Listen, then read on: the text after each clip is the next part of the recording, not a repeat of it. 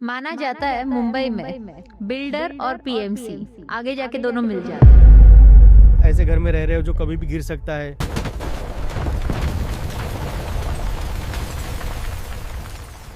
कभी भी धोखाधड़ी घोषित हो सकता है। मेरे पास ऐसे काफ़ी सारे केसेस है जहाँ क्या आप आके बोलते सर वो तो 10 लाख रुपया मांग रहा है एक जन से। अभी तो ये नया टर्म भी हमने सुना है, डमी डेवलपर। मेरा यही उद्देश्य है कि आज के बाद सोसाइटी मालिक होगी, डेवलपर मालिक नहीं होगा। तो उनको इस तरीके से डराया जाता है कि आपका कुछ नहीं होने वाला है। एक ऑनेस्ट कंसल्टेंट ये करप्शन की दुनिया में सरवाइव नहीं कर पा। नमस्कार और स्वागत है आप सबका एक सोच पॉडकास्ट पर, जहां हम बात करेंगे उन लोगों से जिन्होंने एक सोच से अपनी जिंदगी तो बदली और दूसरों के लिए रास्ता बनाया। आज हम बात करने वाले हैं एक ऐसे टॉपिक पर जो मुंबई के हर कोने से जुड़ा है, रीडेवलपमेंट। एक तरफ नए घर, नए सपने और दूसरी तरफ डिलेस, स्कैम्स और अधूरे बिल्डिंग्स। मुंबई में हर रोज 200 से ज्यादा बिल्डिंग्स रीडेवलपमेंट के प्रोसेस में जाती है, पर उनमें से कई प्रोजेक्ट्स बीच रास्ते में ही रुक जाते हैं। कई बिल्डर बैंकरप्ट हो जाते हैं और कई फैमिलीज बिना घर, बिना रेंट, बस इंतजार में रह जाती है। लेकिन कुछ लोग हैं जो इस सिस्टम के अगेंस्ट खड़े हुए हैं, जो कह रहे हैं रीडेवलपमेंट स्कैम नहीं, सोल्यूशन बन सकता है। उनमें से एक है Dheeraj Tiwari, director of Construct Tech private limited. दोस्तों, अगर आप भी किसी सोसाइटी का हिस्सा है, रीडेवलपमेंट सोच रहे हैं या बस सच जानना चाहते हैं, तो इस एपिसोड को एंड तक जरूर देखिए। और हाँ, अगर आपको हमारे एपिसोड्स पसंद आते हैं तो सब्सक्राइब जरूर कीजिएगा और बेल आइकन जरूर दबाइएगा, ताकि हर इंस्पायरिंग कहानी और हर एक सोच आप तक सबसे पहले पहुंचे। Make them up in my head again. नमस्कार धीरज जी, आपका स्वागत है एक सोच प्लेटफॉर्म पर। नमस्कार। ये जो पूरा प्लेटफॉर्म है एक सोच का, one idea that change your life, तो हम सभी को, हमारे व्यूवर्स तक को भी जानना है कि आपकी जर्नी की शुरुआत कैसे हुई। नहीं, जर्नी की शुरुआत basically I am civil engineer. तो जब मैंने पढ़ाई की थी तो शुरुआत से ये था कि सिविल इंजीनियर का अगर काम कर रहे हैं तो कुछ आगे जाके करना है। और जो मेरे ऊपर ही बीती थी, एक्चुअली शुरुआत में मम्मी पापा ने काफ़ी स्ट्रगल किया पढ़ाने में। फिर वहाँ से हमारा एक छोटा सा घर था गोरेगांव में, जो कि आज तक मुझे नहीं मिला है। ओह, और वो सब देखने के बाद कि मैं सेम फील्ड में रहने के बावजूद मैं खुद के घर पे नहीं जा पा रहा हूँ, देन आई डिसाइडेड कि नहीं, अभी इसको कुछ तो आगे करना है मुझे। और बेसिकली ये सब प्रॉब्लम फेस होने के बाद, मम्मी पापा का सब देखने के बाद, मुझे ये लगा कि ये प्रॉब्लम्स काफ़ी लोगों की होगी। और उसके बाद फिर जब मैंने सेम फील्ड में था, थोड़ी जानकारी इकट्ठा की, then of before 15 year I started everything कि भाई एक प्रोजेक्ट मैनेजमेंट कंसल्टेंसी स्टार्ट करते हैं, जिससे लोगों को वो गाइड करते हैं कि जो मेरे साथ हुआ वो और लोगों के साथ ना हो। आजकल आप ही देख रहे हो, मुंबई जैसे रीजन्स में लाखों लोग बेघर हैं।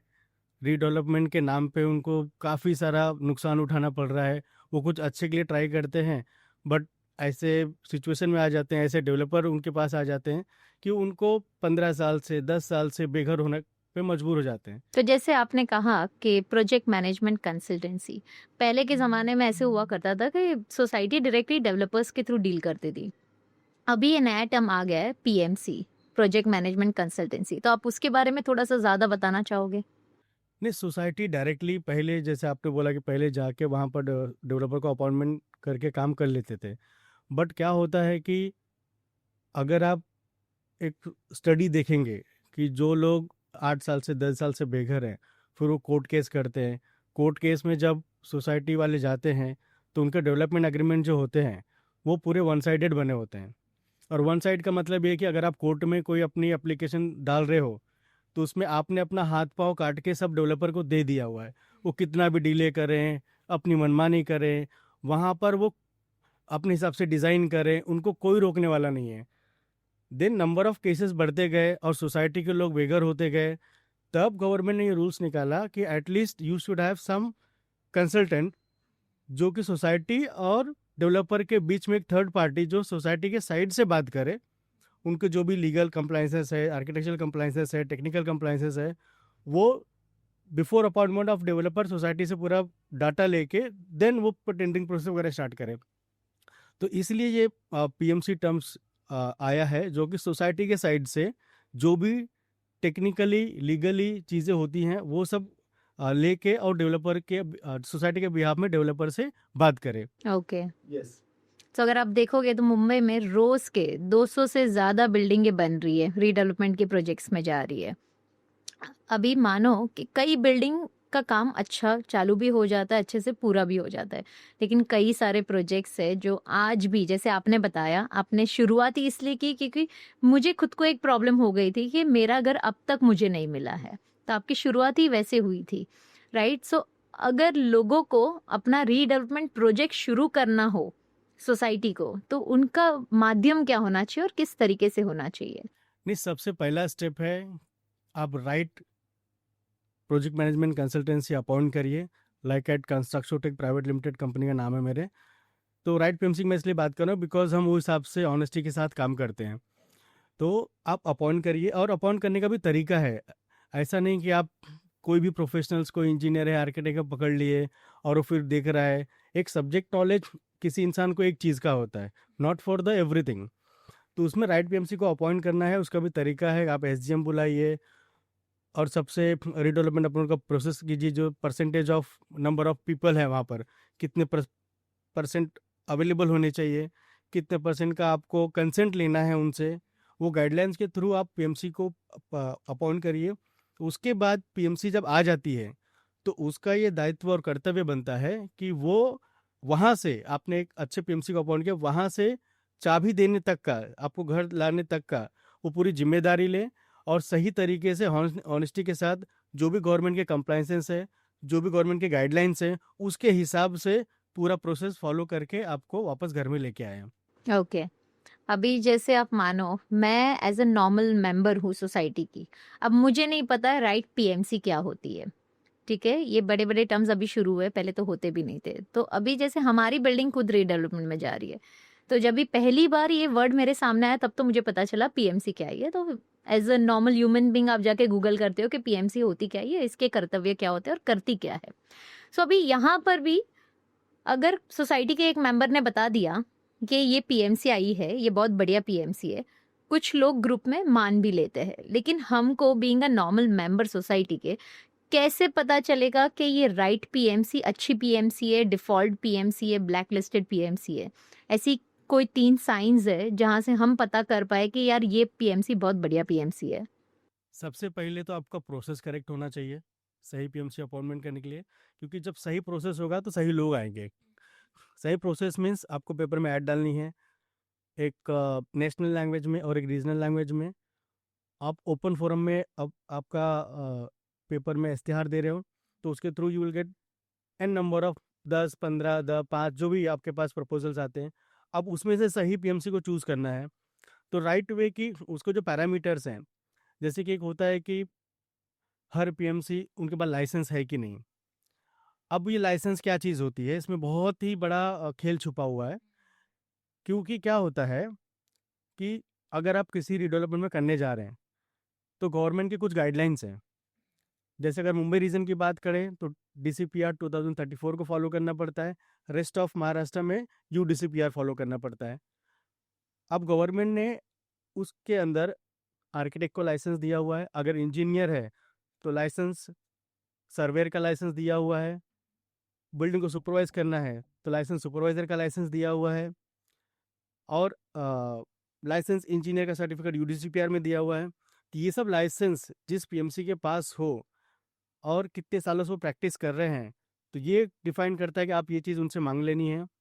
साथ ही साथ उनके करंट प्रोजेक्ट कितने चल रहे हैं, कंप्लीटेड प्रोजेक्ट कितने हो चुके हैं, उनका फीडबैक उनके क्लाइंट से लीजिए जो जिस सोसाइटी के साथ वो काम कर रहे हैं, वेदर उनका काम समय पे चल रहा है कि नहीं, राइट प्रोसेस जिस पीएमसी को आप अपॉइंट करने जा रहे हो तो वो किस तरीके से क्लाइंट को सर्विस दे रहे हैं। तो ये 3-4 पैरामीटर से अगर इसको अच्छी तरीके से कर लेते हैं तो डेफिनेटली वो वर्क करेगा ही और अच्छी पीएमसी आपको मिल ही जाएगी। एंड मैं लोगों से भी गुजारिश करूंगा कि पीएमसी अपॉइंटमेंट करते समय ये सब चीज़ों का ध्यान जरूर रखिए, किसी के कहने पे, किसी के बहकावे में आके अपने घर के दाव पे मत लगाइए। हाँ जी, करोड़ों की प्रॉपर्टी आप किसी को देने जा रहे हो, तो बेशक हमको कुछ पैसे उसमें इन्वेस्ट करके एक राइट पीएमसी होना बहुत ही ज़्यादा ज़रूरी होता है। अब आप देखोगे पीएमसी जो भी बंदा मेंबर लेकर आता है, कहीं न कहीं अंदर के बंदे भी कहीं-कहीं करप्ट होते हैं, बोलते हैं यही पीएमसी सबसे बेस्ट पीएमसी है। ठीक है, अब जैसे आपने बताया कि लाइसेंस 3-4 लाइसेंस आपने बताए, तो तकरीबन उनके पास लाइसेंस कितने होने चाहिए? लाइसेंस डिपेंड करता है कि प्रोफेशनल कौन सा है, इंजीनियर है, आर्किटेक्ट है। एक्चुअली अगर पीएमसी की बात हम करें तो पीएमसी एक कंपनी होती है जिसमें रीडेवलपमेंट के लिए जितने प्रोफेशनल्स रिक्वायर्ड हैं, for example engineers, architects, lawyers, CA, उनका पूरा एक पैनल होना चाहिए, ताकि उस रीडेवलपमेंट में अगर कोई भी एंगल से कुछ भी क्वेरी आती है तो वो पीएमसी, वो टीम आपकी उस एंगल से हेल्प कर सके। जैसे हम एग्जांपल लेते हैं कि एक डॉक्टर है, एक कोई हॉस्पिटल है, उस हॉस्पिटल में एक डॉक्टर तो होते नहीं है। अगर कोई ब्रेन का डॉक्टर होगा, कोई हार्ट का होगा, कोई पेट के लिए होगा, तो अलग अलग डॉक्टर से एक हॉस्पिटल बनती है। तो वैसे ही अलग अलग प्रोफेशनल से एक पीएमसी बनती है। तो उस पीएमसी में वो लोग होने चाहिए जो कि रीडेवलपमेंट के लिए रिक्वायर्ड प्रोफेशनल्स हैं, तभी आपका पूरे तरीके से इलाज हो पाएगा, पूरे तरीके से रीडेवलपमेंट अच्छे से हो पाएगा। Correct. So redevelopment itself is a huge term. आपके हिसाब से ये एक समस्या है या बहुत बड़ी अपॉर्चुनिटी है? ये बहुत बड़ी अपॉर्चुनिटी है, बट बहुत सारी समस्याओं के साथ में, इस तरीके से हम बोल सकते हैं। बिकॉज सही नॉलेज होना, सही पीएमसी होना, सही प्रोसेस होना, गवर्नमेंट की गाइडलाइंस है, तो बहुत सारी चीज़ें हैं, बहुत सारे प्रॉब्लम चैलेंजेस आते हैं। बट अल्टीमेटली अगर आपका गोल अचीव हो गया, आपको एक नया घर मिल गया नए अम्यूनिटीज़ के साथ, नए जगह पर नया ब्रांड, नए जगह सब चीज़ अम्यूनिटीज़ हो जाती है, तो एक अच्छी अपॉर्चुनिटी भी है। बिकॉज एक आप ऐसे घर में रह रहे हो जो कभी भी गिर सकता है, कभी भी धोखाधड़ी घोषित हो सकता है, उसकी मार्केट वैल्यू कम हो चुकी है, तो वहाँ से निकल के जाना और एक अच्छे घर में जो अच्छे अम्यूनिटीज़, अच्छे लोगों के साथ रहना, तो वो जो चीज़ें होती है डेफिनेटली वो एक अपॉर्चुनिटी के तौर पे देखा जाता है। बट हाँ, समस्याएं भी उसमें उतनी है अगर अच्छे से ना कर पाए तो। ओके, अब हमने बात करी पीएमसी की। अगर सोसाइटी सोच रही है कि मुझे रीडेवलपमेंट में जाना है, सबसे पहली चीज़ कितने साल के बाद वो रीडेवलपमेंट में जा सकती है? और दूसरी ये कि एक बार रीडेवलपमेंट में उन्होंने सोच लिया कि हमको रीडेवलपमेंट प्रोजेक्ट्स अभी चालू करना है, तो सबसे पहला स्टेप पीएमसी है, उसके बाद का स्टेप क्या होगा? अभी जैसा डिस्कशन हुआ, आपने एक अच्छी पीएमसी अपॉइंटमेंट कर ली है। अब पहला स्टेप क्या होगा? अब पहला स्टेप किसी भी पीएमसी का ये होना चाहिए कि डेवलपर तो अभी है नहीं, सोसाइटी ने पीएमसी अपॉइंट कर लिया है, तो सबसे पहले एग्जिस्टिंग जो उनका लैंड रिकॉर्ड, उनका कितना एफएसआई कंजम्पशन हुआ है, जो प्रपोज्ड एफएसआई जो मिलने वाली है, उसमें खर्चा कितना जाने वाला है, वो सब चीज़ों का कैलकुलेशन करना होता है। That is called feasibility report. तो फर्स्ट स्टेप पे फिजिबिलिटी रिपोर्ट बनाते हैं। और फिजिबिलिटी रिपोर्ट भी कैसा होता है, आजकल तो बस एक पन्ने पे बना के दे देते हैं और ये आपका फिजिबिलिटी रिपोर्ट है। ऐसा नहीं होना चाहिए।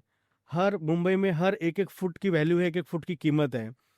तो अगर मैं सोसाइटी के साइड से एज अ पीएमसी काम कर रहा हूँ, तो मेरा ये जिम्मेदारी हो जाता है कि उसके 1 इंच का भी नुकसान नहीं होना चाहिए। तो जो भी गवर्नमेंट के रूल्स रेगुलेशंस है, जो भी बेनिफिट्स मैक्सिमम सोसाइटी को देने चाहिए, हर मेंबर को देने चाहिए, वो मेरे कैलकुलेशन में इन्वॉल्व होना चाहिए। तो सबसे पहला स्टेप है उनका लैंड रिकॉर्ड देखो, उनका कन्वेंस, 7/12, पीआर कार्ड, जो पिछला अप्रूवल आया था वो सही था या गलत था, जो अभी करंट लोग रह रहे हैं वो कितना ऑक्यूपाइड किया हुआ है, और आज के डेट में करंट डीसीपीआर के हिसाब से, डीपी रिमार्क के हिसाब से, गवर्नमेंट के जीआर के हिसाब से, रूल के रेगुलेशन के हिसाब से मैक्सिमम एफएसआई कितना मिल सकता है, जो कि डेवलपर हाइड करते हैं, वो कैलकुलेशन करना है। और सब खर्चे निकालने के बाद इस प्रोजेक्ट में कितना प्रॉफिट है। अगर हमको पता चलता है कि इस प्रोजेक्ट में अच्छा प्रॉफिट है, अच्छी वायबिलिटी है, अच्छी फिजिबिलिटी है, उसी तरीके से आगे जाके जब डेवलपर आएगा हम उससे अच्छा डिमांड कर सकते हैं। नहीं तो क्या होता है कि जब भी डेवलपर आते हैं आप डायरेक्टली बुला लेते हैं, वो करते हैं कि हम आपके साथ काम कर रहे हैं, आपको घर बना के दे रहे हैं, तो आपके ऊपर एहसान कर रहे हैं, 10-15% मैक्सिमम दे सकते हैं। बट वो जो पीछे का कैलकुलेशन है वो कोई नहीं बताता है।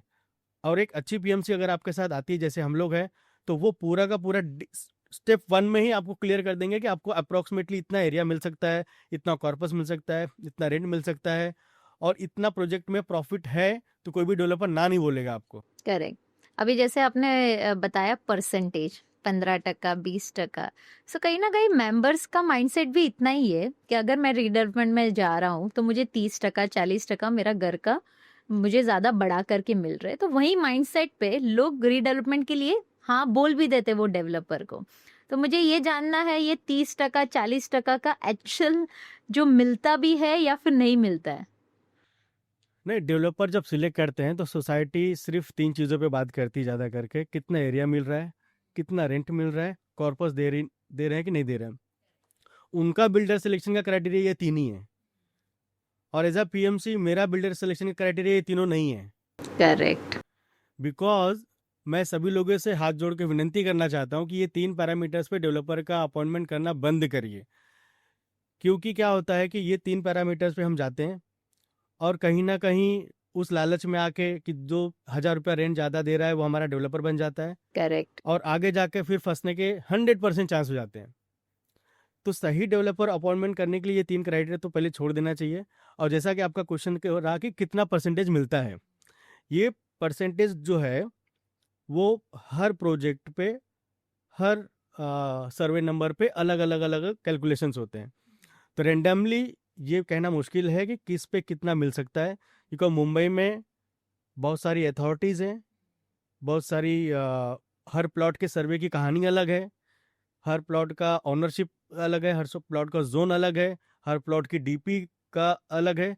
तो जब हम फिजिबिलिटी रिपोर्ट, जब फर्स्ट टाइम फिजिबिलिटी रिपोर्ट बनाते हैं, इसीलिए वो कैलकुलेशन किया जाता है कि आपके प्लॉट पे पोटेंशियल कितना है, गवर्नमेंट कितना रूल क्या रूल्स के हिसाब से बना सकती है। तो जितना मैक्सिमम हमको एरिया बढ़ा के मिल सकता है, जितना एफएसआई गवर्नमेंट दे रही है, उस हिसाब से कैलकुलेशन होता है। अगर प्रोजेक्ट प्रॉफिट ज़्यादा है, वी कैन डिमांड 30%, 40%।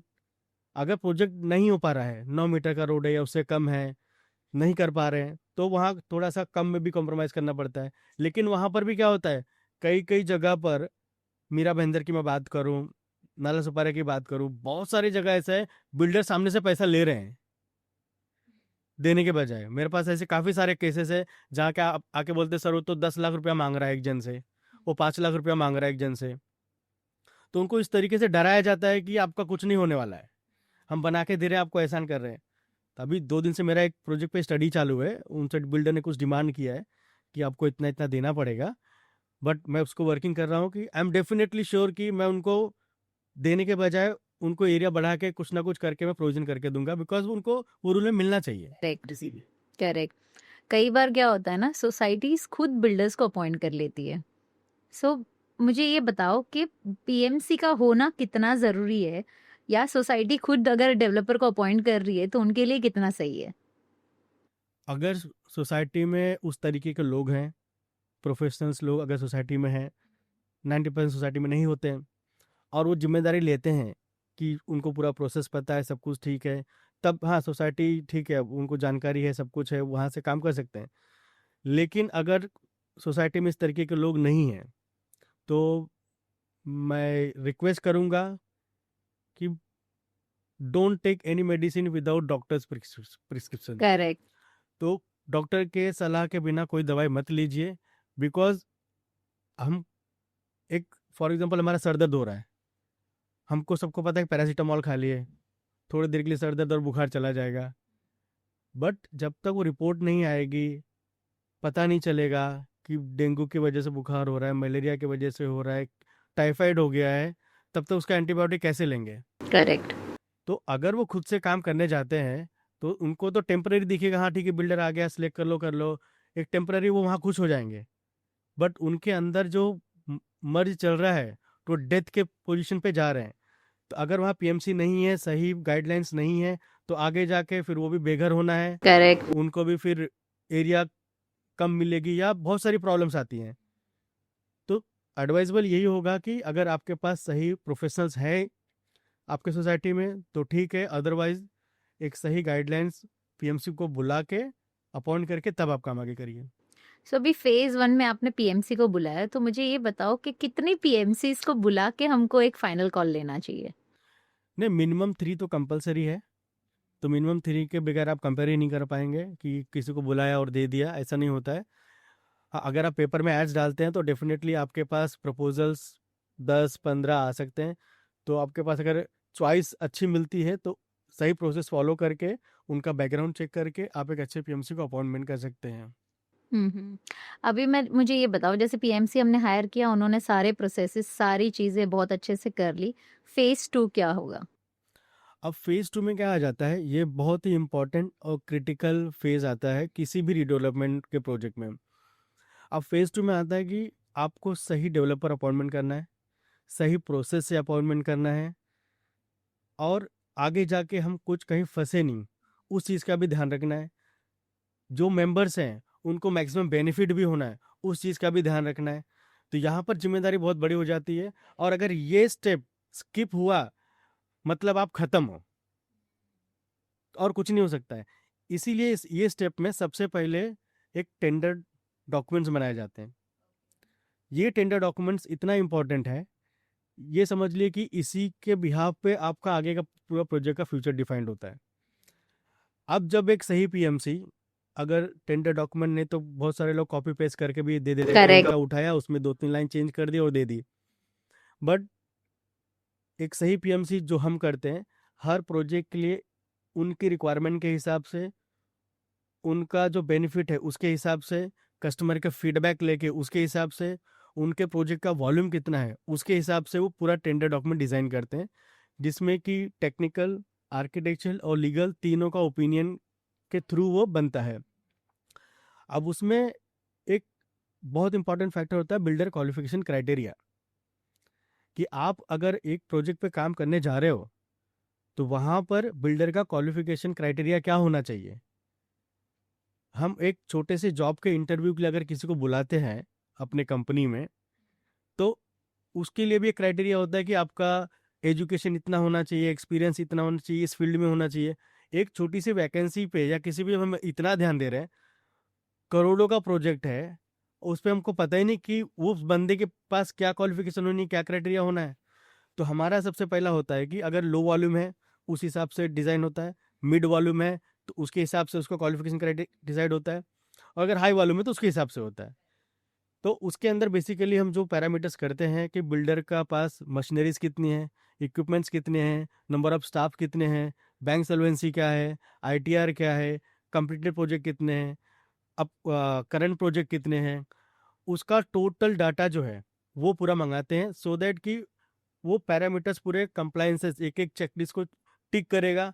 वो अगर वो अपने आप को केपेबल समझता है कि now I can bid for this project, तो वो फिर वहाँ पर फॉर्म भरेगा या टेंडर भरेगा। तो ये हो जाता है कि ऑटोमेटिक एलिमिनेशन हो जाता है कि जो आपके पास कचरा आने वाला है वो पहले ही फिल्टर हो जाता है। सेकेंड मोस्ट इंपॉर्टेंट जो टेंडर में होती है वो होती है कि टेक्निकल स्पेसिफिकेशंस। इसमें हम लोग मेंबर्स को भी इन्वॉल्व करते हैं कि आपके घर में, आप आपके जो नया घर है वो घर में आप क्या क्या अम्यूनिटीज़ देखना चाहते हो, कौन कौन से ब्रांड की चीज़ें आप देखना चाहते हो, और वो कंबाइन करके, हमारा ओपिनियन तो रहता ही है टेक्निकली, तो वो पूरा हर घर में वो फॉर्म जाता है। वो फॉर्म के ऊपर हर घर के ऑनर्स, बिकॉज सबका इक्वल राइट्स है, सबका इन्वॉल्वमेंट ज़रूरी है, तो वो अपने फीडबैक देते हैं कि हमको टाइल्स इसका, लिफ्ट इस ये ब्रांड का है ना, पेंट ये ब्रांड का। हालांकि उसके बाद फाइनल कॉल हमारे होता है कि अगर कोई गलत ब्रांड सेलेक्ट किया है कि भाई ये अच्छा नहीं है, ये चेंज कर लेते हैं, बट एटलीस्ट उनको उनकी चीज़ें मिलती हैं जो सजेशन करते हैं। लाइक ज़्यादा करके एम्यूनिटीज़ में कि आपको एम्यूनिटीज़ आपके नए या स्विमिंग पूल चाहिए, बैडमिंटन कोर्ट, या बहुत सारी चीज़ें आती हैं जो आजकल, तो वो अपना लिख के देते हैं, उसके हिसाब से वो सब चीज़ें उसमें डाली जाती हैं। तो उसमें एक भी चीज़ें मिस नहीं होती है, और ना तो होनी चाहिए, कि ताकि अगर डेवलपर आ रहा है तो उसको अपना खर्चा जो कैलकुलेट करना है ऑफर देने के लिए, तो वो डेवलपर शुड अवेयर कि मुझे यहाँ क्या क्या देना है और क्या किस ब्रांड की देनी है, तब वो अपना खर्चा कैलकुलेट करे, एग्जैक्ट आपको परसेंटेज ऑफ एरिया कितना बढ़ा के देना है वो कैलकुलेट कर पाएगा, जिसके अंदर पेंट का ब्रांड, वायर का brand, plumbing fittings, windows, tiles, lift, हर चीज़ की स्पेसिफिकेशन लिखा होगा कि किस ब्रांड का देना है, क्या क्या देना है, तो अपना खर्चा मोटा मोटी पकड़ सकता है। ये नहीं होने की वजह से क्या होता है, अगर वो नहीं दिया तो फिर वो परसेंटेज मान लो पकड़ लिया कुछ भी, और बाद में जाके डिस्प्यूट होता, अगर हम डिमांड करेंगे नहीं मैं तो ये पकड़ा ही नहीं था, अभी आपका एरिया कम हो जाएगा, फिर दुनिया भर के नखरे चालू हो जाते हैं। अगर एक भी चीज़ स्किप हुआ, बिल्डर तुरंत फायदा उठाते हैं वहाँ पर। करेक्ट। तो इसलिए ये चीज़ें डालनी ज़रूरी होती है। उसके बाद आ जाता है बहुत ही इंपॉर्टेंट कंडीशन है कि टाइम पे घर कैसे वापस देना है। हम्म। इसके लिए टेंडर में वो कंडीशंस डालनी है ताकि वो डेवलपर पढ़ के आए कि इस प्रोसेस से मुझे काम करना है, कि मुझे टाइम पे अगर डिलीवरी करनी है तो पीएमसी और सोसाइटी ने ये कंडीशंस डाली है तो ये मुझे फुलफिल करनी है, और वो फुलफिल करने के लिए वो कैपेबल है या नहीं, या वो जानता है या नहीं, तो वो चीज़ें वो सोच समझ के ही वहाँ पर पर धीरज जी, कई बार हमने ये भी देखा है कि अच्छे अच्छे ब्रांड्स, अच्छे अच्छे जो बिल्डर्स है, वो प्रोजेक्ट्स ले लेते हैं, सब कुछ, सारे पेपर वर्क सब कुछ बढ़िया होता है, बट कहीं ना कहीं प्रोजेक्ट जाकर रुक जाता है। और वो जिन्होंने जो कमिट किया रहता है कि भाई 3 साल में मैं आपको दे दूंगा, वो कहीं ना कहीं डिले होके 4 या 5 साल या कभी कभार तो 7-8 साल पे तक भी पहुंच जाता है। जहाँ पर मेरा पीएमसी है, मैं ये होने नहीं दूंगा। और लोगों से भी गुजारिश करूंगा कि आप ऐसी पीएमसी अपॉइंटमेंट करिए जो आपको कमिटमेंट करे कि आपको घर टाइम पे वापस देंगे। मैडम, प्रोजेक्ट डिले क्यों होता है, अगर हमको ये पता चल गया तो हम ये भी पता कर लेंगे कि डिले क्यों नहीं हो, या डिले को हम कैसे रोक सकते हैं। तो प्रोजेक्ट डिले होता है मेनली 2 रीजंस, अप्रूवल और फाइनेंस। ये 2 चीज़ों में अगर हम आज के दिन उसका कोई तोड़ निकाल लेते हैं तो डेफिनेटली हमारा प्रोजेक्ट नहीं रुकेगा। कंस्ट्रक्शन के वजह से जो डिले होता है, फॉर एग्जाम्पल लेबर नहीं है, मटेरियल नहीं है, ये डिले 8 दिन 10 दिन 15 दिन का होता है। ऐसा नहीं कि पूरे शहर में सप्लाई बंद हो गई है। तो जैसे मैंने बोला अप्रूवल एंड फाइनेंस, तो अगर आप गवर्नमेंट का रूल देखेंगे ना, अगर मैं DCPR 2034 की बात करता हूँ, तो जो अप्रूवल लेने का जो सिस्टम है, basic FSI, premium FSI, TDR और फंजिबल, ये 4 टाइप के FSI मिलते हैं। ये 4 टाइप के FSI में बेसिक FSI तो नॉमिनल खर्चे पे आ जाता है, प्रीमियम, TDR, एंसिलरीज ये पेड FSI में आते हैं। नॉर्मली जब डेवलपर एग्रीमेंट किया और सोसाइटी को जानकारी नहीं है तो वो बेसिक FSI लेके अपना काम शुरू कर देते हैं। करेक्ट। अब बेसिक FSI लिया मतलब लगभग 1/3, अप्रॉक्सीमेटली बोल रहा हूँ मैं, 1/3 ऑफ टोटल एरिया का 1/3 आपने अप्रूवल लिया और काम शुरू कर दिया। अब आपका काम आगे धीरे धीरे बढ़ा। करेक्ट। बट होता क्या है कि जब वो FSI कंज्यूम हो जाती है, उसके बाद आपको TDR लेना है, प्रीमियम परचेस करने हैं, फंजिबल के पैसे भरने हैं, तो वो एक यूज अमाउंट होता है। और वहाँ पर जब गाड़ी फंस गई, हो सकता है उनका उस वक्त जो हिसाब से उन्होंने सोचा था कि मुझे इन्वेस्टर से पैसे आ जाएंगे, बैंक लोन दे देगी, या मेरा सेल की टीम अच्छी है, बहुत अच्छा सेल हो जाएगा, और कुछ भी गड़बड़ हुआ तो प्रोजेक्ट वहाँ रुक गया। और जब प्रोजेक्ट वहाँ पे रुक गया और वहाँ से फिर वो आगे तुरंत इमीडिएट नहीं स्टार्ट कर पाए, तो उनके ओवरहेड्स तो बढ़ते रहेंगे, रेंट उनका चालू रहेगा। Over the period of time धीरे धीरे प्रोजेक्ट में प्रॉफिट कम होने लगता है। जो FSI उनको लेनी होती है, अगर वो उस वक्त नहीं लिया तो आगे जाके जब उनका FSI कंज्यूम हो जाता है तो उनको TDR लेना है, प्रीमियम परचेस करने हैं, एक्सलेंस के पेमेंट करने हैं, तो उस वक्त जो इकट्ठा पैसा देना है तो वो बड़ा अमाउंट होता है। और उनके हिसाब से जो उन्होंने सोचा था कि सब कुछ मेरा अच्छा चलेगा, मुझे इन्वेस्टर से पैसे मिल जाएंगे, मुझे आगे जाके लोन मिल जाएगा, मुझे आगे जाके मेरे सेल अच्छी हो जाएगी, बट अगर ये सब चीज़ें नहीं हुई और उनकी प्लानिंग के हिसाब से काम नहीं हुआ तो वहाँ पर वो प्रोजेक्ट अटक जाता है। और जब वो प्रोजेक्ट वहाँ अटक गया तो धीरे धीरे over the period of time वहाँ पे प्रॉफिट कम होने लगता है, ओवरहेड्स बढ़ने लगते हैं, रेंट जा रहा है उनका, स्टाफ के खर्चे जा रहे हैं, तो वो धीरे धीरे क्या होता है कि प्रोजेक्ट नेगेटिव की तरफ गया। अब तब उनका ध्यान वहाँ से हट जाता है, वो अपने दूसरे प्रोजेक्ट पे ध्यान लगाने लगते हैं। करेक्ट। और फिर आप तो का भाड़ा भी बंद हो जाता है, फिर आप कोर्ट में जाते हो, फिर कोर्ट क्या डिसीजन देगा, देगा, कब तारीख आएगी, 8 साल 10 साल 15 साल, फिर वहाँ पर वो कहानी सब शुरू हो जाती है। तो हमको पता है कि ये रीज़न है। तो इसका सबसे आसान तोड़ क्या है? इसका सबसे आसान तोड़ ये है कि कोई भी मेंबर हो, हर सोसाइटी मेंबर को मैं रिक्वेस्ट करूंगा, आप पीएमसी किसी को भी अपॉइंटमेंट करिए, लेकिन ये चीज़ अंडरलाइन कर लीजिए कहीं पे कि आपको अगर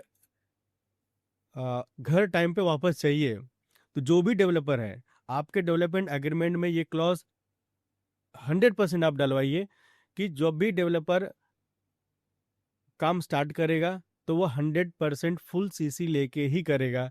उसके बाद ही आईओडी पे पूरा चालान पेड हो जाता है। आपका आईओडी के बाद फुल सीसी का प्रोविज़न हो चुका है, आप उसके बाद ही अपना घर खाली करना है, नहीं तो आप वहाँ से घर नहीं खाली करना है अगर वो पार्ट पार्ट में सीसी लाता है तो। अभी तो ये नया टर्म भी हमने सुना है, डमी डेवलपर। इसके बारे में आप कुछ बताना चाहोगे? नहीं, डेवलपर से जो मेरा एक्सपीरियंस है, जो मैंने कैटेगराइज किया हुआ है, 3 टाइप के डेवलपर्स मार्केट में घूम रहे हैं। एक डेवलपर है जिसके पास थोड़ा पैसा है, वो लोगों को सिर्फ गुमराह करते हैं, सिर्फ डीए करते हैं। उनका पास मान लो अप टू 1 करोड़ की कुछ कैपेसिटी है, 60 लाख 70 लाख 1 करोड़ के आसपास। वो सिर्फ एक काम करते हैं कि सोसाइटी के 2-4 लोग को पकड़ लेते हैं और वहाँ पर अपना रेजुलेशन पास करा लेते हैं, और फिर उनका सिर्फ डेवलपमेंट एग्रीमेंट तक का खर्चा करने तक का पैसा उनके पास होता है। उसके बाद फिर वो बैठ जाते हैं, वो मार्केट में दूसरे डेवलपर के साथ टाई अप करने की कोशिश करते हैं। अब उनको 6 महीना भी लग सकता है, 1 साल भी लग सकता है, जब मिले तब कर सकता है। और सोसाइटी ने डीए कर दिया है, वो कुछ कर भी नहीं सकते बेचारे। तो इस टाइप के डेवलपर रहते हैं। दूसरा है डेवलपर जो कि उनके पास थोड़े पैसे होते हैं, मतलब एक समझ लो कि 1 करोड़ से लेके 5 CR के आसपास का उनके पास बजट होता है। वो तो शुरुआती खर्चे, शुरुआती जो चीज़ें, बेसिक अप्रूवल्स वगैरह, वहाँ तक गाड़ी खींच लेते हैं कि डीए भी कर लिया, रेंट भी दे दिया, अप्रूवल्स भी लेके आ गए, थोड़ा बहुत काम शुरू कर दिया। अब उसके बाद उनकी गाड़ी अटक जाती है कि अगर वो सेल नहीं कर पाए, बैंक का लोन नहीं हुआ, इन्वेस्टर्स नहीं आए, या उनके खुद की कैपेसिटी ख़त्म हो गई, तो वहाँ पर वो गाड़ी फंस जाती है, फिर वापस डीले का चांस शुरू हो जाता है। और टॉप कैटेगरी में जो सही तरीके से डेवलपर काम करते हैं, तो देखो डेवलपर कोई भी हो, कंडीशंस हमारी एक ही रहनी चाहिए। हम लैंडलॉर्ड हैं, हम वहाँ घर के मालिक हैं, तो कंडीशंस हमारी चलेगी, डेवलपर की नहीं। तो मेरा यही उद्देश्य है कि आज के बाद सोसाइटी मालिक होगी, डेवलपर मालिक नहीं होगा। सोसाइटी के टर्म्स एंड कंडीशन के हिसाब से, उनकी डिमांड के हिसाब से डेवलपर काम करेगा, ना कि डेवलपर के डिमांड के हिसाब से सोसाइटी चलेगी। तो सोसाइटी के जो टर्म्स एंड कंडीशन है, फुल सीसी लेके काम करना है, इतना आपको बैंक गारंटी देना है।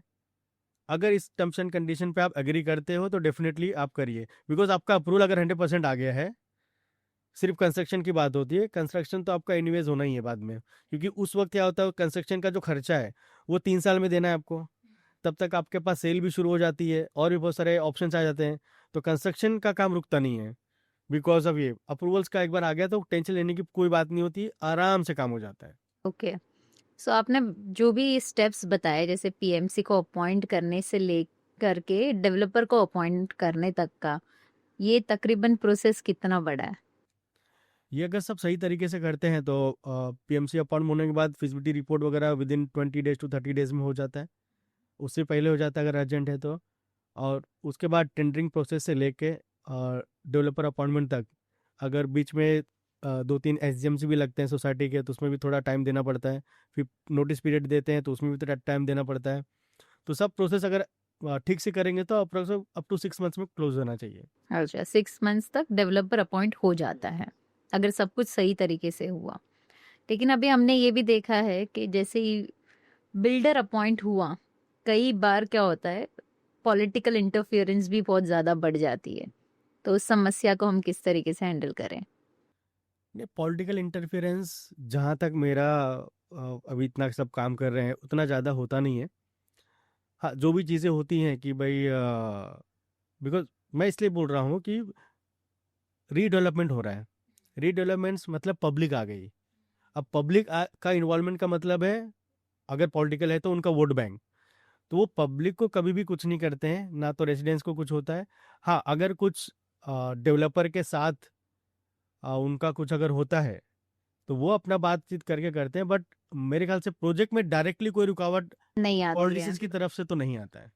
और कभी कभार ऐसा भी हुआ है, हमने सुना है कि बिल्डिंग खड़ी होने के बाद 2 के 3 साल के बाद ये भी हुआ है कि बिल्डिंग को इलीगल बनाया गया है। कभी कभी ऐसा होता है, न्यूज़ में सुनते हैं, बट जहाँ पे हम काम करें तो नौबत आती नहीं है।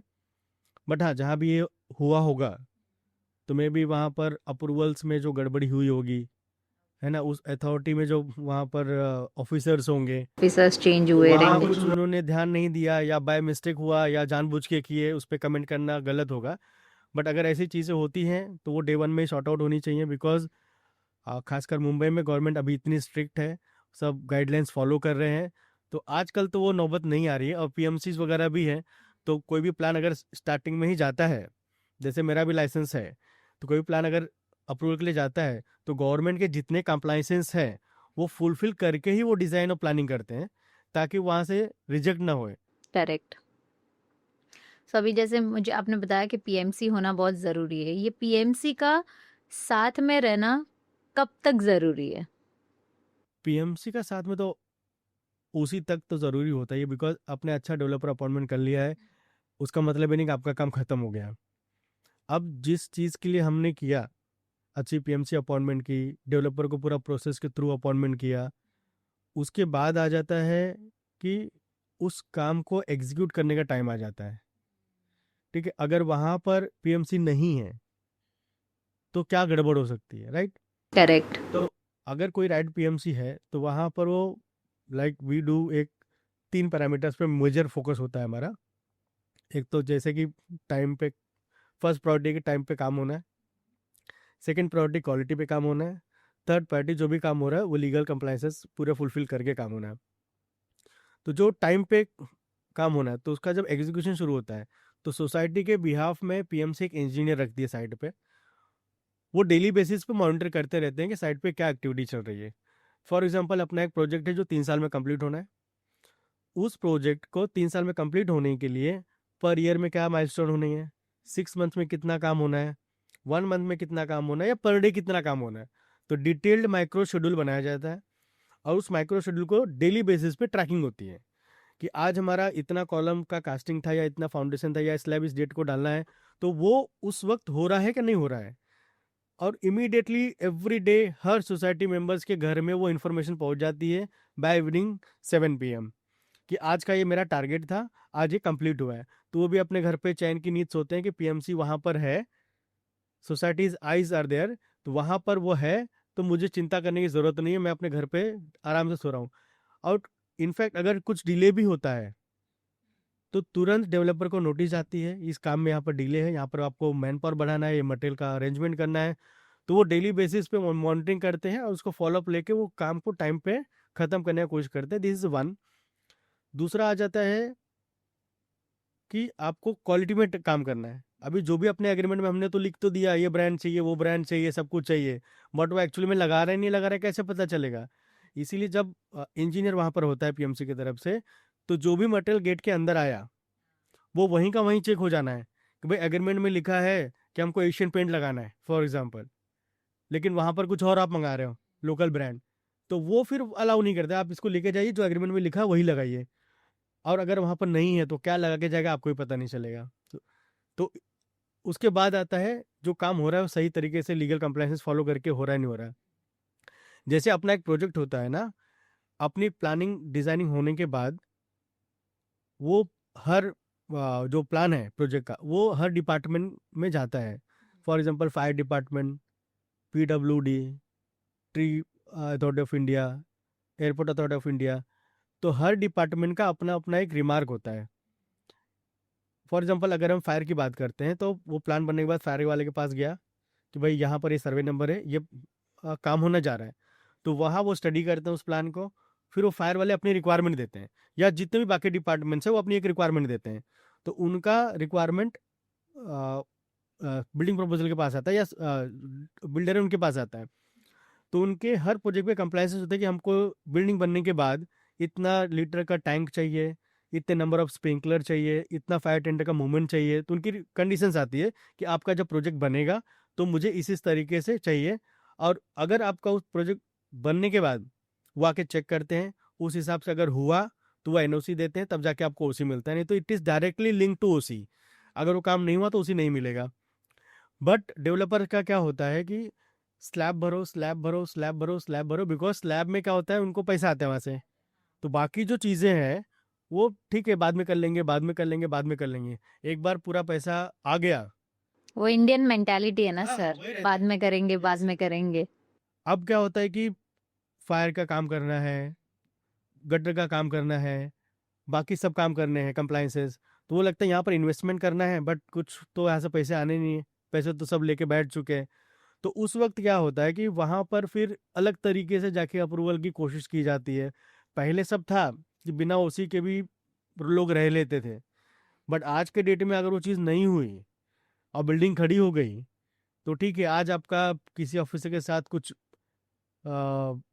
सेटिंग या लेना देना है, ऐसा होता नहीं है, बट अगर ऐसा है तो कल का जाके वो कुछ चेंज हुआ या अथॉरिटी कोई चेंज हुई या गवर्नमेंट चेंज हुई, सीधा डिमोलिशन ऑर्डर है। करेक्ट, तो आप तो बड़ी मुश्किल से घर में आए और फिर डिमोलिशन ऑर्डर आ गया, वापस चले जाओगे। करेक्ट। तो व्हेन पीएमसी इज देयर, तो वो वहां पर वो चीजें उनको देखना है कि सब काम बराबर करे कि नहीं। इन शॉर्ट पीएमसी का होना डे 1 से, मतलब जब से शुरुआत की और तुम्हारे घर का हैंडओवर तक पीएमसी का होना बहुत जरूरी है। Yes yes.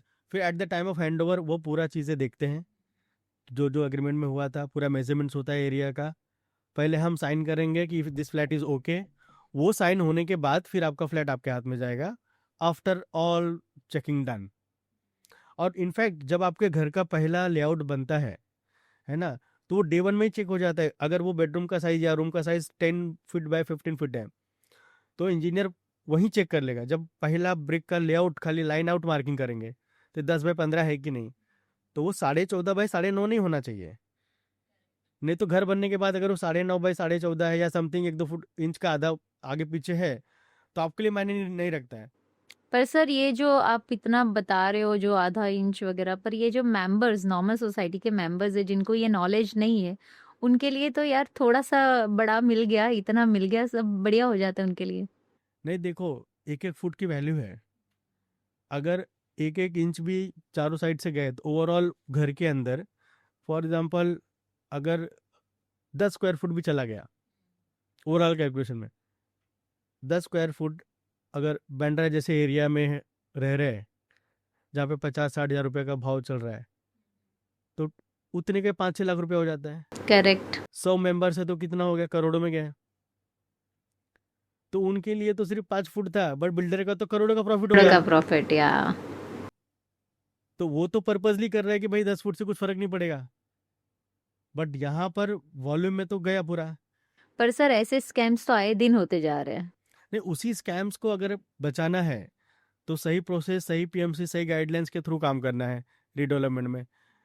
नहीं तो अभी मैं बात करूं एरिया का भी, एरिया का इतना बड़ा खेल चल रहा है मार्केट में, you can not imagine. RERA, MOFA, built up area, super built up area, carpet area, usable carpet area, अभी नया कुछ टर्म्स चला है। तो इतना सारा एरिया है, कौन सा एरिया देना है, कौन सा एरिया लेना है ना, ये पैरामीटर्स पे कोई बात ही नहीं करता है। करेक्ट। बस हमको 30% इंक्रीज चाहिए, 30% इंक्रीज किस पे लेना है, किस पे देना है, क्या करना है। बहुत सारे जगह सोसाइटीज बाद में रोते रोते हुए आते, सर बात हुआ था 30% देने का, बट एक्चुअल मेजरमेंट कर रहे हैं तो जो पहले था उससे भी कम आ रहा है। पर आजकल के तो सारे प्रोजेक्ट्स अगर आप देखो, सभी फ्लैट्स बहुत छोटे छोटे फ्लैट्स है। नहीं, इसीलिए तो जो आपका जो एरिया लेना देना है ना, उसमें बहुत अच्छी एक्सपर्टीज चाहिए, और डेवलपमेंट अगर में क्लियर कट क्लॉज चाहिए कि आपका मोड ऑफ मेजरमेंट क्या होगा। अगर वो मोड ऑफ मेजरमेंट में वो छोड़ दिया, एक शब्द लिखना भूल गए, तो आपका 10% एरिया गया। सो ये कैसे आइडेंटिफाई किया जाता है सर, मोड ऑफ एरिया, मतलब कैसे होना चाहिए? इसमें जो एरिया लेना है, जो एरिया देना है, तो अभी तो रेरा का मोड ऑफ मेजरमेंट चल रहा है। तो अगर रेरा के हिसाब से देना है तो जो एरिया ले रहे हैं, जो एरिया दे रहे हैं, वो क्लियर कट लिखना है कि कारपेट एरिया चाहिए हमको या रेरा एरिया चाहिए। अगर उसको ब्लैंक छोड़ दिया आपने, वो शब्द नहीं डाले, 30% एक्स्ट्रा दिया जाएगा ऑन योर ईस्टिंग एरिया।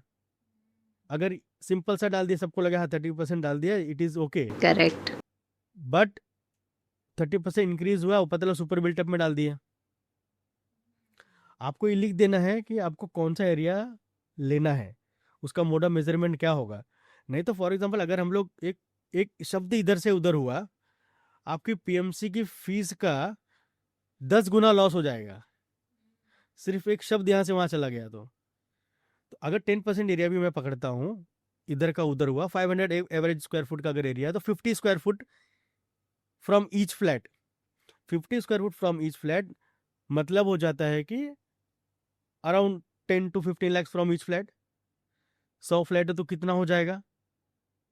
तो हम ये देख रहे हैं कि अगर मुझे 1000 रुपया भाड़ा ज़्यादा मिल गया तो वो मेरा डेवलपर है, बट बैक द डोर वो सिर्फ एक शब्द इधर का उधर किया और आपके करोड़ों रुपए गए। तो वहां पर वो आपको 3 साल में भाड़ा कितना दे देगा? अगर 1000 रुपया ज़्यादा, 36,000। तो 36,000 लेने के लिए 15 लाख दांव पे लगा दिए, और इनफैक्ट पूरा घर दांव पे लगा दिए। तो ये जो चीज़ें हैं, ये चीज़ें नहीं समझ में आ रही लोगों को। ये चीज़ें जानकारी लेके काम करें। डेवलपमेंट, रीडेवलपमेंट बहुत अच्छी चीज़ है, अच्छी अपॉर्चुनिटी है, नए घर में जाना है, बट कंडीशंस, पीएमसीज, बिल्ड डेवलपर्स, वो सब सही अपॉइंटमेंट करके आगे बढ़ेंगे तो बेटर। सर, रीडेवलपमेंट स्टार्ट करने के मुझे 3 आसान तरीके बता दीजिए जो कोई भी सोसाइटी के मेंबर को ध्यान देना जरूरी है और उससे प्रोजेक्ट अच्छे से चल पाएगा। देखो, सबसे पहला स्टेप जो शुरुआत में बात हुई थी कि सही पीएमसी अपॉइंटमेंट करना है, उसके बाद तो पीएमसी का जिम्मेदारी हो जाता है कि आपको किस तरीके से ले जाए। तो फर्स्ट स्टेप जो हम उठा रहे हैं वो ही सबसे इम्पोर्टेंट स्टेप होगा। बाकी का स्टेप तो आप तो उनका हाथ पकड़ के चलना है। तो getting right PMC is one of the most important thing. Okay, so first is PMC, second is appointing a good builder, and then third is handover. Third, उसका जो प्रोसेस है वो पूरा ध्यान में रखना है, गवर्नमेंट की गाइडलाइंस को हर स्टेप पे फॉलो करना है। हालांकि पीएमसी है वो तो सब करेंगे ही, बट सोसाइटी का भी उतना ही इन्वॉल्वमेंट रहता है, और उतनी ही वो जितना फॉलो अच्छे से रखते हैं उतना वो काम भी करते हैं सब लोग। So गवर्नमेंट के अप्रूवल्स में सर, जैसे कोई भी रीडेवलपमेंट प्रोजेक्ट है इटसेल्फ, उसकी अप्रूवल सब गवर्नमेंट के थ्रू ही आती है, तो गवर्नमेंट के अप्रूवल्स में कितना समय लगता है? गवर्नमेंट पहले तो काफ़ी सारे प्रॉब्लम्स आते थे, गवर्नमेंट ने अभी काफ़ी स्ट्रीमलाइन किया है, खासकर जो करंट गवर्नमेंट है, और अप्रूवल्स में दिन ब दिन सुधार आते जा रहे हैं। अप्रूवल्स अभी काफ़ी फास्ट होने लगे हैं। बट गवर्नमेंट कहेगा कि अगर उनके आप जो कंडीशंस हैं, जो उनकी रिक्वायरमेंट्स हैं, वो आप अगर फुलफिल टाइम पे कर दे रहे हो, जो उनको डॉक्यूमेंट्स रिक्वायर्ड हैं, जो चीज़ें उनको चाहिए, वो अगर टाइम पे फुलफिल कर दे रहे हो तो वो भी विद इन टाइम आपको अप्रूवल दे देते हैं। बट डेवलपर क्या करते हैं कि भाई कभी वो कैलकुलेशन में सर देख लो ना, सर कर दो ना, हो जाएगा, इतना तो चलता है। तो वहाँ बेचारे वो फंस जाते हैं गवर्नमेंट भी, कि नहीं चलाते हैं तो दोस्ती यारी टूट जाती है, अगर चलाते हैं तो गलत हो जाता है। तो वो जो फाइलें अटकती है ना, वहाँ पर थोड़ी दिक्कत आती है। If all the documents are correct, सब जो इतनी रिक्वायरमेंट्स को फुलफिल किया हुआ है, तो गवर्नमेंट सपोर्ट कर रही है, कोई दिक्कत नहीं है उसमें। पर सर, करप्शन तो सब जगह पर है, सोसाइटी से शुरू होते ही गवर्नमेंट के अप्रूवल्स तक। नहीं, उस पर कमेंट करना ठीक नहीं रहेगा, लेकिन फिर भी आप बोल रहे हैं तो जो लोग फंसे हैं ना, वो लोग उसी का शिकार हैं। आप जहाँ भी देख लीजिए कि जहाँ लोग फंसे हैं, कि 2-4 मेंबर्स की गलतियों का खामियाजा पूरी सोसाइटी भुगतती है। तो इनफैक्ट उनको भी पता नहीं रहता है कि वो भी उन्हीं का पार्ट है। शुरुआत के थोड़े पैसे के लालच में अगर वो सब काम करते भी हैं, है ना, अल्टीमेटली जाके खुद भी फंसते हैं और लोगों को भी फंसाते हैं। तो वो चीज़ें अगर सही तरीके से नहीं होती है, जिसका शुरुआत अच्छी नहीं हो तो अंत अच्छा नहीं होता है। तो वो तो मतलब जाहिर सी बात है, अगर शुरुआत गलत हुई तो एंड भी गलत होना है।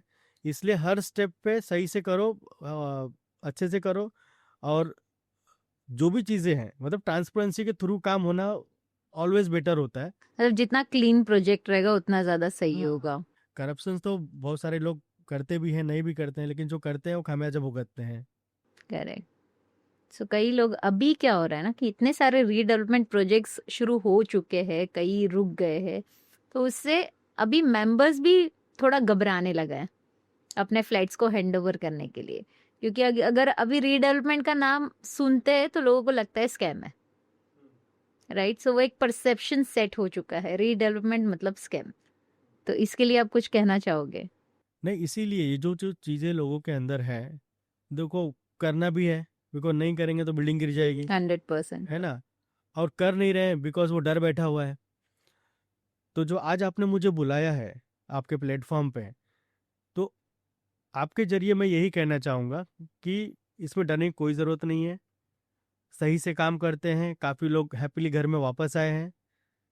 तो अगर आपके प्लेटफॉर्म के माध्यम से लोग दिख रहे हैं और वो चाहते हैं कि उनका काम सही से हो, तो अच्छी पीएमसी, लाइक जैसे हमारा construction tech private limited company है, आपको पूरा गाइडलाइंस अंडर वन रूफ मिल जाएगा। और वो कमिटमेंट एंड प्रॉमिस है कि हर काम ट्रांसपेरेंसी के थ्रू होगा, और जो कमिटमेंट है उसको फुलफिल करेंगे, और अपने घर में आप टाइम पे विद प्रॉपर क्वालिटी के साथ वापस आ सकते हैं। So thank you so much sir, we had a very good conversation, बहुत ज़्यादा कैंडिड कॉन्वर्जेशन रहा है, बिकॉज ये टॉपिक बहुत ही इंपॉर्टेंट है मुंबई करों के लिए, क्योंकि मुंबई में आए दिन 200 से ज़्यादा मुझे लगता है रीडेवलपमेंट प्रोजेक्ट्स चलते रहेंगे। कई बार लोगों को अप्रूवल्स मिल रहे हैं, नहीं मिल रहे, बहुत सारे स्कैम्स भी हो रहे हैं, बहुत सारे कंट्रोवर्सीज भी हो रहे हैं, but being a normal member, normal human being of a society, normal member of a society, हमको बहुत सारी प्रॉब्लम्स के बारे में पता ही नहीं है, राइट? सो इसीलिए ये टॉपिक हमारे लिए बहुत ज़्यादा इम्पॉर्टेंट था कि हम लोगों तक इसकी सही जानकारी पहुंचाए। सो thank you so much for being a part of this show. और आपको कुछ कहना है तो आप कह सकते हो। इसमें मैं और एक ऐड करना चाहूँगा कि जब डेवलपर अपॉइंटमेंट करते हैं, तो डेवलपर अपॉइंटमेंट करने का जो प्रोसेस है ना, उसको ध्यान में रखना है।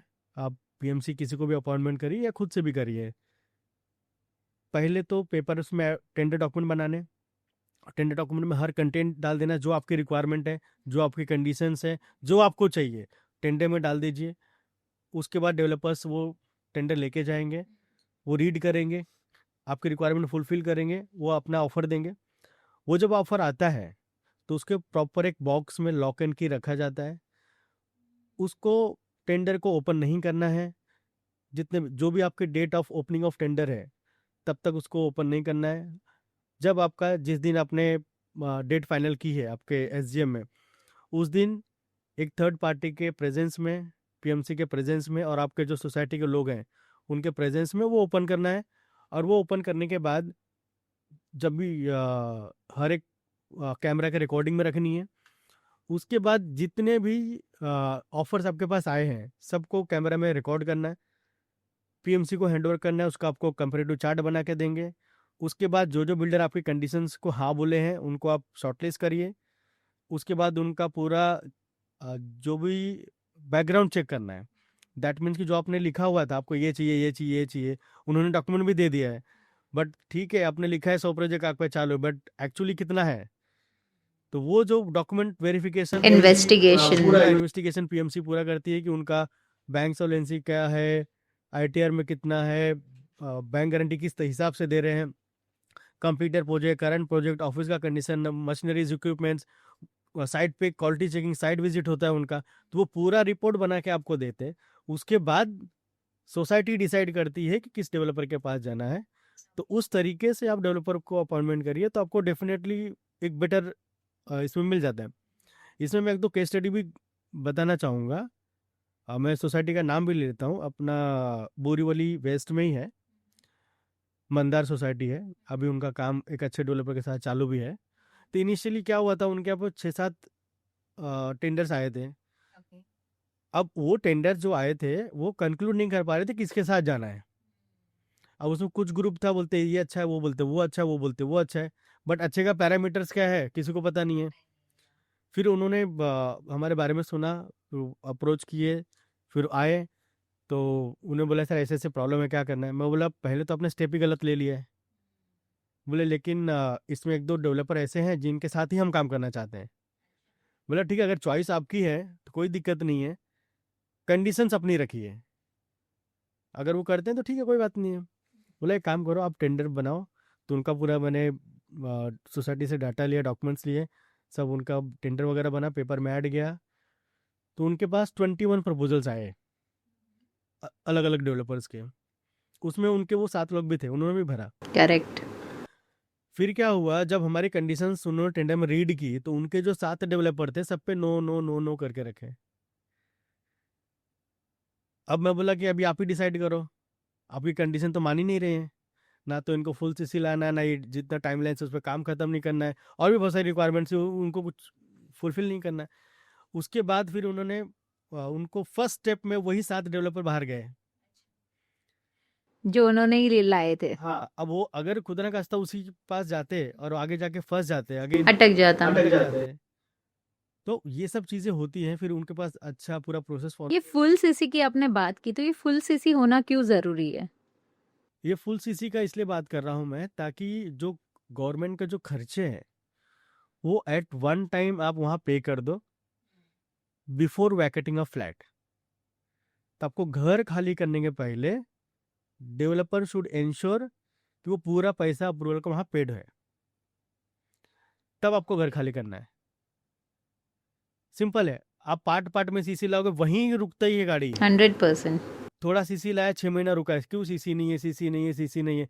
फिर कहीं से जुगाड़ हुआ और 2-4 महीने का सीसी आ गया, 2-4 फ्लोर का, फिर उतना बन गया, फिर 6 महीना अटक गया, सीसी नहीं है, सीसी नहीं है। फिर कहीं से पैसा लाए थोड़े बहुत, फिर 2 फ्लोर का और सीसी आया, फिर अटक गया, सीसी नहीं है। आप कितना सुनते होंगे कि सीसी नहीं है इसलिए अटका हुआ है। तो वो जो रोड ब्लॉक है, सीसी नहीं है, उसको पहले हटा दो। आपका काम 1 महीना लेट चालू होगा, बट आप अपने घर में तो हो, लेकिन जब शुरू होगा तो ये कंफर्म है कि वापस आ जाओगे। करेक्ट। तो इसलिए मैं बोलता हूँ फुल सीसी लेके अगर काम करेंगे तो it is always advisable and better. But ये फुल सीसी वाले, जैसे गवर्नमेंट के खर्चे भी बहुत ज्यादा होते हैं, तो ये फुल सीसी वाले डेवलपर्स मिल जाते हैं?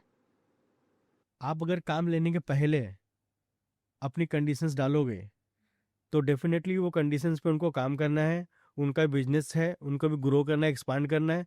पैसे तो अल्टीमेटली आज दो या 1 साल के बाद दो, 6 महीने के बाद दो, उनको वो एक्सपेंसेस तो लगने ही लगने। बट घर तोड़ने के बाद पैसे का जुगाड़ करना, उससे अच्छा आप पहले जुगाड़ कर लो, फर्क उतना ही है।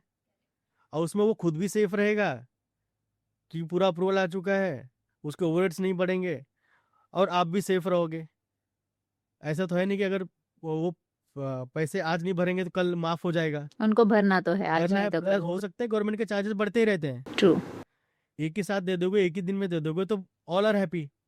So thank you so much, बहुत ही ज़्यादा कैंडिड कॉन्वर्जेशन रहा है दीपक जी। अब हम चलेंगे हमारे एक ऐसे सेगमेंट में जिसको हम बोलते हैं रैपिड फायर राउंड।